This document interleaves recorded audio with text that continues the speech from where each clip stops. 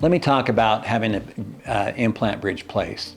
There are several ways of doing that. A lot of times you'll go and have a conventional implant placed, and you'll have that implant placed, and as you see the two regular teeth here, you'll have two implants placed in that particular. If it's conventional, you'll have to wait 4 to 6 months.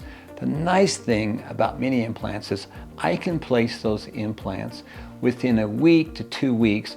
I can put you back into a permanent bridge that we cement on top of those implants, and that will function for years, providing you take good care of it, you floss it, and we give you proxy brushes to take care of that.